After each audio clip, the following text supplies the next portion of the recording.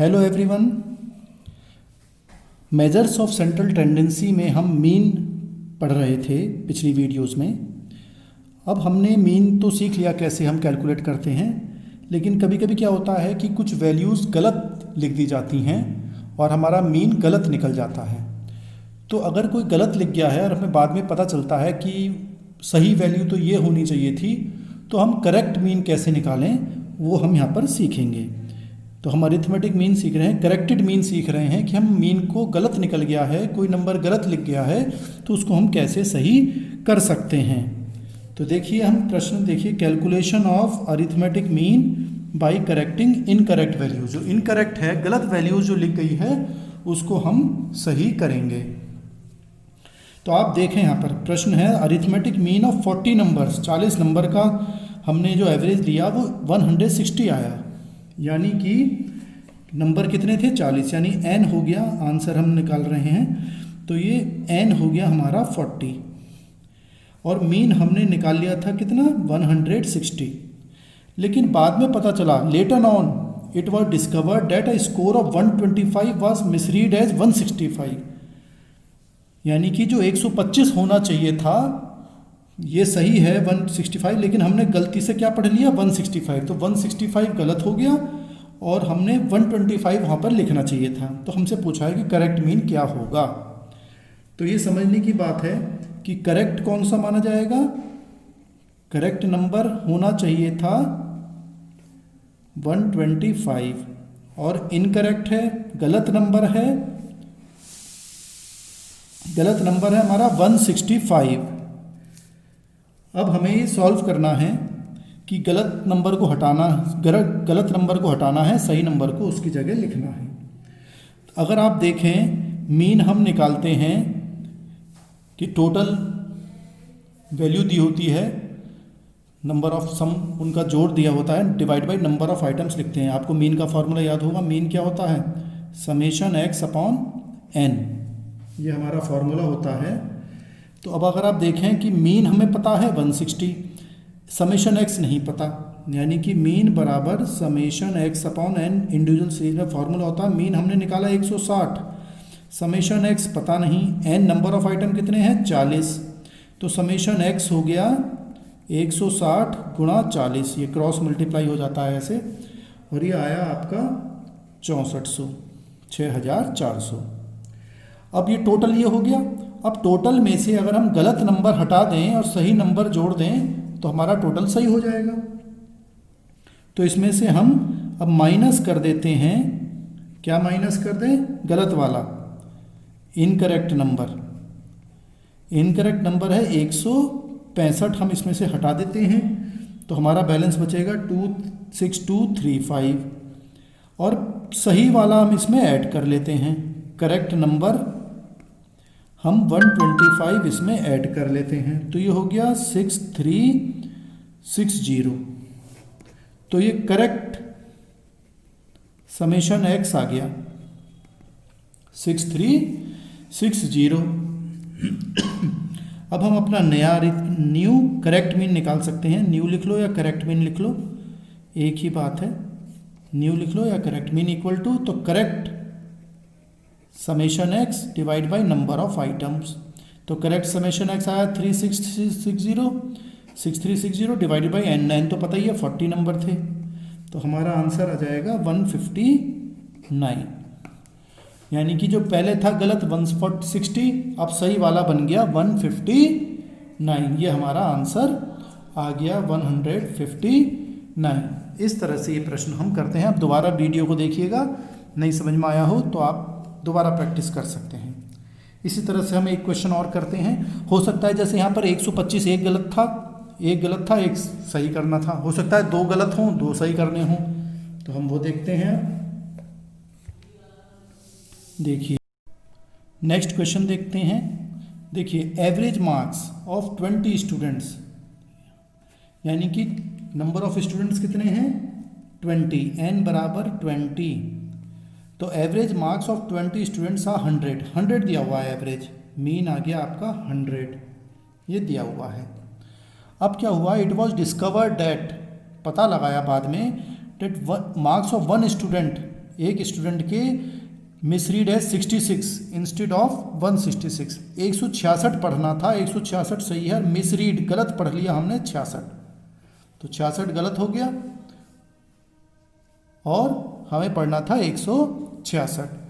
ऐसे ही एक दूसरा स्टूडेंट है, उसको हमने अनदर स्टूडेंट 100 इंस्टेड ऑफ 10, तो 10 सही था, हमने इसको पढ़ लिया गलत 100। तो find out the correct mean. तो अब हमें फिर देखना है गलत कौन सा है, सही कौन सा है। तो करेक्ट देखते हैं, करेक्ट मार्क्स कितने हैं, नंबर मार्क्स का मतलब नंबर उसके कितने हैं, कितने आए। करेक्ट है देखिए इसमें एक 166 और एक 10, 166 और 10 ये तो सही हैं, ये दो नंबर जोड़ने हैं। और इनकरेक्ट कितने हैं, इनकरेक्ट मार्क्स गलत वाले 66 और 100, ये दोनों नंबर जोड़ के घट जाएंगे, यानी कि ये हो गया 176 और ये हो गया 166। अब फिर वैसे ही करेंगे हम।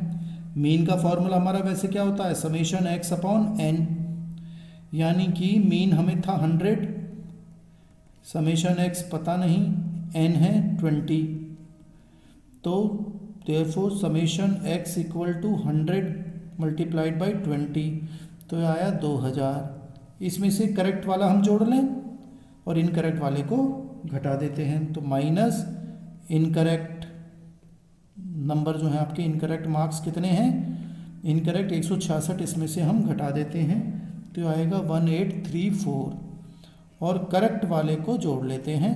करेक्ट मार्क्स, करेक्ट कौन से हैं 176, तो 176 इसमें हम ऐड कर लेते हैं, तो ये 2010 आएगा। तो ये आ गया हमारा करेक्टेड समेशन x, जो x का टोटल हुआ वो अब सही होकर आ गया 2010। अब हम अपना फॉर्मूले में लगा लेते हैं, correct mean equal to corrected summation x upon number of items. तो ये 2010 अपॉन n कितना था हमारा 20, तो 20 से भाग कर दो तो ये हमारा आ जाएगा 100.5 आंसर। तो ये हमारा आ गया करेक्ट मीन। तो ये समझने की बात है यहाँ पर, इस तरह से हम अपने मीन को अगर गलत हो गया है तो उसको हम सही कर सकते हैं। अब हम दूसरा टॉपिक देखते हैं जो है आपका कंबाइंड मीन से संबंधित, कंबाइंड अरिथमेटिक मीन।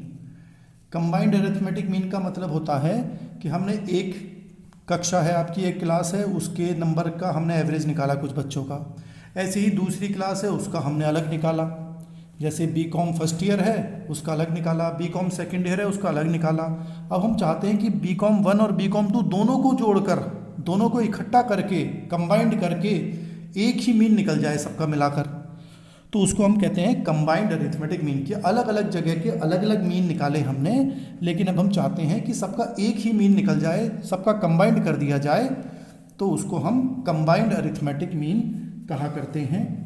तो कंबाइंड अरिथमेटिक मीन निकालना है हमें, इसका फॉर्मूला भी होता है, तो हम इसको शॉर्ट में, मीन का साइन तो ये होता ही है, पता ही आपको, इसमें यहाँ पे सी लगा देते हैं जिससे कि पता लग रहा है कि कंबाइंड अरिथमेटिक मीन हम निकाल रहे हैं, और इसका फॉर्मूला बन जाएगा आपका। अब क्योंकि मीन कई सारे होंगे, नंबर ऑफ आइटम्स भी उनके अलग अलग होंगे, भाई एक क्लास का मीन अलग निकला होगा, उसमें नंबर 10 बच्चे हैं, उनका एवरेज निकाला हमने अलग, तो उनका नंबर ऑफ आइटम्स अलग हो गए, नंबर ऑफ स्टूडेंट्स, और उनका एवरेज अलग हो गया है। ऐसी दूसरी क्लास है, उसके नंबर ऑफ स्टूडेंट्स अलग हो गए, उनके छात्र कितने हैं वो अलग हो गए, और उनका एवरेज अलग हो गया। हो सकता है तीसरी क्लास हो, तीसरी क्लास हो तो उसके भी नंबर ऑफ स्टूडेंट्स अलग होंगे और उनका एवरेज यानी मीन अलग होगा। तो मीन 3 हो सकते हैं, अगर 3 क्लासों का हम कंबाइंड कर रहे हैं तो मीन 1 होगा, मीन 2 होगा, मीन 3 होगा। ऐसी नंबर ऑफ आइटम क्लास 1 के अलग होंगे, नंबर ऑफ आइटम्स 2 के अलग होंगे, ऐसी 3 के अलग होंगे। तो जितने के भी हमें दे रखे होंगे उतने हमें कंबाइंड करने होंगे। तो जैसे मीन 1 है और उसके साथ n1 मल्टीप्लाई कर दीजिए उसका नंबर, ऐसी mean 2 n2 plus mean 3 n3। अगर 2 क्लासों को करना है तो 2 तक लिखेंगे, 3 क्लासों को करना है तो 3 तक लिखेंगे, 4 होगा तो ये मीन 4 n4 हो जाएगा। तो इस तरह से ये चलता रहता है जितने भी हों यानी मीन n तक चला जाएगा, n मीन्स इन्फिनिटी तक आगे तक चलता रहेगा, और डिवाइड कर देते हैं n1 plus n2 plus n3, और ये भी ऐसे ही चलता रहेगा जहाँ तक भी हमें करना होगा। 4 होंगे तो 4 लिख देंगे, 5 होंगे तो 5 लिख देंगे। ये इसका फॉर्मूला होता है। मीन आप समझ ही गए, x बार का मतलब मीन हो गया, और n का मतलब क्या होता है, नंबर ऑफ आइटम्स, कि आइटम्स कितने हैं। तो मीन 1 1 हो गया, मीन 1, मीन 2, मीन 3, मीन 4, ऐसे चलता रहता है। n1 n2 n3 n4 जितने का भी, अगर 2 का बनाना है तो 2 को कंबाइन करना तो n1 और n2 ही रहेगा। 3 करना है तो n1 n2 n3 लिखेंगे, फिर सारे आगे के लिखने की ज़रूरत नहीं है। लेकिन ये फॉर्मूला है कि आगे तक जा सकता है। इस तरह से हम ये कैलकुलेशन करेंगे। अब देखिए समझने का क्वेश्चन आता है। आप देखें, average rainfall for a week. Average rainfall means जब बरसात का मौसम आ रहा है तो पूरे हफ्ते बारिश हुई, और संडे को छोड़कर उसका एवरेज आया। किसी दिन कुछ आधा सेंटीमीटर बारिश हुई हो, किसी दिन 1 सेंटीमीटर हुई, तो उनका 6 दिन का एवरेज, क्योंकि सप्ताह में कितने, वीक में कितने दिन होते हैं, 7 डेज होते हैं। लेकिन एक संडे को हटा दिया तो कितने वीक्स बचे, कितने डेज बचे, 6 डेज बचे। तो उनका एवरेज आया 4.2 सेंटीमीटर। अब संडे को हैवी रेनफॉल हो गई, ड्यू टू हैवी रेनफॉल, ज़्यादा रेनफॉल हो गई संडे को, तो अब पूरे हफ्ते का जो एवरेज निकला वो 7 निकला, 7 सेंटीमीटर। बहुत ज़्यादा बारिश हो गई संडे को, रविवार को, तो एवरेज आ गया 7 सेंटीमीटर। ये 7 दिन का है। तो अब ये बताइए कि संडे को अलग से कितनी बारिश हुई होगी, ये हमें आंसर यहाँ पर निकालना है। तो अगर आप देखें तो जो एवरेज हमें दे रखा है, average rain of 6 days, 6 days का हमारा कितना है, यानी कि मंडे से सैटरडे तक, सोमवार मंगल बुध बृहस्पति शुक्रवार और शनिवार तक, ये हमें दे रखा है 4.2 सेंटीमीटर। बारिश जो होती है हम सेंटीमीटर में नापते हैं। तो यानी कि टोटल रेन कितनी हुई होगी फिर भाई, एक दिन का एवरेज हो गया 4.2, तो 6 दिन का कितना हो जाएगा, 4.2 मल्टीप्लाइड बाई 6, जैसे वो समीशन एक्स होता है ना, वो आ गया आपका 25.2 सेंटीमीटर। ऐसे अब 7 दिन का देखते हैं। Average rain of 7 days, 7 days का हमें बता रखा है, मंडे से लेके पूरे संडे तक, संडे तक है ये पूरा, ये 7 सेंटीमीटर दे रखा है। तो टोटल रेन कितनी मान ली जाएगी पूरे सप्ताह में, 7 सेंटीमीटर गुणा 7 डेज, ये 7 सेंटीमीटर है, 7 डेज हो गए, इनको गुणा कर लो तो ये आ गया 49 सेंटीमीटर, ये आ गया। अब आप, तो अब समझ गए हम कि 6 दिन का बारिश हुई 25.2 और 7 दिन की हुई 49। तो जब 6 दिन की इतनी है, 7 दिन की इतनी है, तो अगले दिन कितनी हुई होगी, 6 और 7 के बीच में जो संडे था, इसमें संडे जुड़ा हुआ नहीं है, इसमें संडे जोड़ दिया, तो अंतर हम निकाल सकते हैं। तो total rain on Sunday, Sunday को कितना हुआ होगा, 49 में से 25.2 माइनस कर दीजिए, तो 23.8 सेंटीमीटर बारिश हो गई केवल एक संडे में ही। बहुत ज़्यादा बारिश हो गई, जिससे कि एवरेज हमारा चेंज हो गया। अब हम नेक्स्ट क्वेश्चन देखते हैं। यहाँ पर भी ये कंबाइंड मीन निकालना है हमें। देखिए, आउट ऑफ 100 नंबर, 100 नंबर हैं, 20 उसमें हैं 4, 20 नंबर 4 हैं, 40 नंबर उसमें 5 हैं, 5 का एवरेज है, 30 का एवरेज 6 है, और रिमाइंडर जो बचे हुए हैं उनका एवरेज 7 है। तो यानी कि मीन 1 हमें दे रखा है, आंसर निकाल रहे हैं हम, मीन 1 दे रखा है हमें 4, मीन 2 हमें दे रखा है 5, मीन 3 दे रखा है हमें 6, और मीन 4 दे रखा है हमें 7। ऐसे ही N1, N2, N3, N4, ये हमें कितने कितने हैं, N1 टोटल 100 हैं, यानी कि इनका टोटल 100 आना चाहिए, नंबर ऑफ आइटम 100 हैं। तो उसमें 20 का एवरेज, पहला 20 हो गए, दूसरे 40 हो गए, तीसरे 30 हो गए, तो 100 में कितने बच गए, क्योंकि टोटल 100 हैं, तो 20, 40, 30 दे दिया, रिमाइंडर बचे हुए का एवरेज 7 है। तो 20 और 40 60 और 30 70, तो लास्ट में कितने बचे, 20 और 40 60 और 30 90 हो गए, तो 100 होना, तो टोटल बचा, बैलेंस बचा 10। अब हमें निकालना है find the arithmetic mean of the number, सबका कंबाइंड निकालना है। तो फॉर्मूला देखिए आपको पता ही है, बताया था मैंने आपको, मीन कंबाइंड, सी लगा देते हैं साथ में, तो mean 1 n1, mean 2 n2 plus mean 3 n3, mean 4 n4। 4 बार लिखना है तो 4 बार लिख लिया, n1 plus n2 plus n3 plus n4। अब हम यहाँ पे वैल्यू में लगा देते हैं, इनको एक दूसरे से गुणा करनी है, मीन 1 गुणा n1, तो ये हो गया 4 गुणा 20 plus 5 into 40 plus 6 multiplied by 30 plus 7 multiplied by 10, और नीचे n1 सबको जोड़ लेंगे, 20 प्लस 40 प्लस 30 प्लस 10। फिर हम इनको सॉल्व कर लेंगे, 80 5 4 ज़ा 200 प्लस 6 3 ज़ा 180 प्लस 70, नीचे तो 100 है ही टोटल इसका। तो इस तरह से हम ये सॉल्व कर सकते हैं। अब हम अपना इसका आंसर आ जाएगा, जोड़ेंगे तो 530 डिवाइड बाई 100, तो ये हो गया आपका 5.3 आंसर निकल कर आ जाएगा। तो इस तरह से हम ये कंबाइंड मीन निकालते हैं। एक प्रश्न और हम देख लेते हैं, देखिए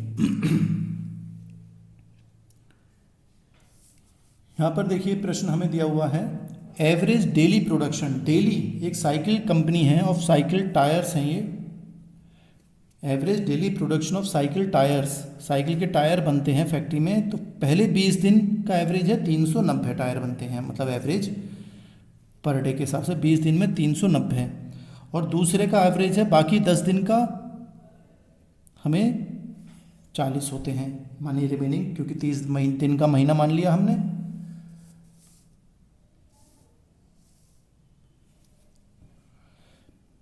तो आप देख सकते हैं कि 20 दिन का एवरेज है 390 और बाकी 10 दिन का एवरेज है 400। तो हमें कंबाइंड निकालना है कि पूरे महीने में कितना प्रोडक्शन हुआ है। ठीक है, तो आप देख सकते हैं, फिर बिल्कुल सिंपल हमें करना है, फिर वैसे ही करेंगे। कंबाइंड मीन अगर हमें निकालना है तो मीन 1 n1, मीन 2 n2, क्योंकि 2 ही हैं बस, और n1 प्लस n2, ऐसे हम लगा लेंगे। इसमें मीन 1 कितना है, एवरेज है एक का 390, और दूसरे का मीन 2 है हमारा, मीन 2 कितना है 400 टायर। नंबर डेज कितने हैं इसमें, पहले के n1 है 20 दिन और n2 है 10 दिन, क्योंकि टोटल 30 दिन का महीना है। अब हम अपने फॉर्मूले में लगा लेते हैं, मीन 1 कितना हो गया 390 गुणा 20 प्लस 400 गुणा 10, और नीचे प्लस कर लिया 20 प्लस 10। तो इसको आप सॉल्व कर लेंगे तो ये आएगा 7800 प्लस 4000 डिवाइड बाई 30, तो ये हो गया 11800 डिवाइडेड बाई 30, और 393.33 टायर्स निकलकर एवरेज सबका आ जाएगा। यानी कि पहले 20 दिन का 390, दूसरे 10 दिन का, बाकी 10 दिन का 400, अब सबको कंबाइंड कर लिया तो एवरेज आ गया 393.33 टायर्स का एवरेज निकलकर आ गया, मीन निकलकर आ गया। ठीक है, एक प्रश्न और देखते हैं, इसमें हमें क्या करना है, देखिए mean annual wage paid to all employees, ये देखिए कंबाइंड दे रखा है, सब एम्प्लॉयज़ जो कंपनी में काम करते हैं उनको 3000 रुपये की पगार मिलती है, सैलरी मिलती है, मजदूरी मिलती है। Mean annual wage paid to male और फीमेल एम्प्लॉयज़ का बता रखा है, मीन जो उनका एवरेज है, मेल को 3200 और फीमेल को 2200 मिलते हैं। तो अब हमसे पूछा है कि percentage of males and females कितनी होगी, तो परसेंटेज हम कितनी मानते हैं, 100 मानते हैं, तो 100 में मेल हैं और फीमेल हैं। तो अब हम देखिए किस तरह से इस प्रश्न को करेंगे। तो इसमें हमने मीन 1 मेल है 3200, मीन 2 फीमेल को मान लिया 2200, n1 प्लस n2 टोटल मिला के 100% दे रखे हैं, तो n1 कितना हो जाएगा, 100 में से n2 माइनस कर दो इधर, तो n1 equal to 100 minus n2 हो जाएगा, दोनों मिला के 100% है ही। अब हम अपने फार्मूले में लगाते हैं मीन, कंबाइंड मीन का फार्मूला क्या है, mean 1 n1 plus mean 2 n2 divided by n1 plus n2। इस तरह से हम लिख सकते हैं। अब हमें देखिए कंबाइंड मीन हमें दे रखा है ऊपर 3000, ये हमें 3000 दिया हुआ है, इक्वल टू मीन 1 हमें 3200 दिया हुआ है multiplied by n1 plus mean 2 हमें 2200 दे रखा है और मल्टीप्लाई करेंगे n2। n2 को हम कितना मान लें, अब भाई कुछ तो मानना पड़ेगा, तो n2 को हमें अभी फ़िलहाल n2 लिख लेते हैं और divided by n1 plus n2, n1 plus n2। अब आप देखेंगे ये 3000 है, ये 3200 है।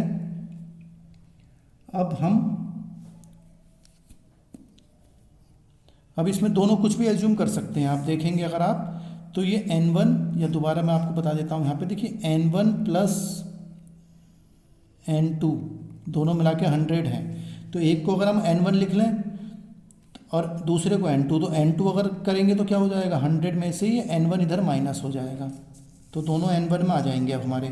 तो ये मल्टीप्लाई कर लिया हमने n1 प्लस ये 2200 है इंटू n2 क्या लिखते हैं हम 100 माइनस n1 लिख सकते हैं और डिवाइडेड बाई n1 n2 कितने हैं, दोनों मिला के कितने हैं 100।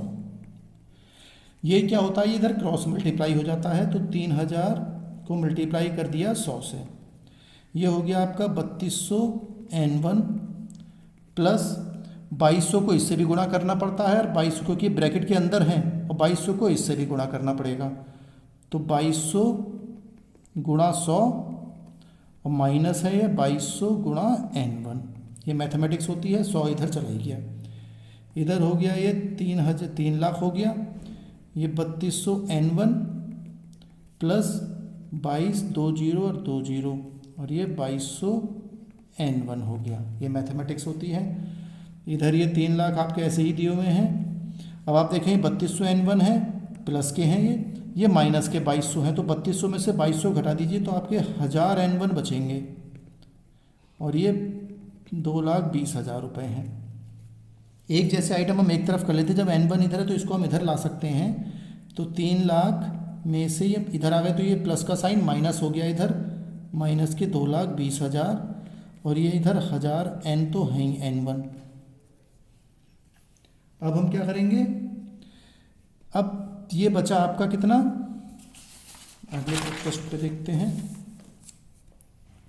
अब आपका ये बच गया 80,000, 3 लाख में से 2,20,000 गए, 80,000 बच गए, ये 1000 n1 हो गया।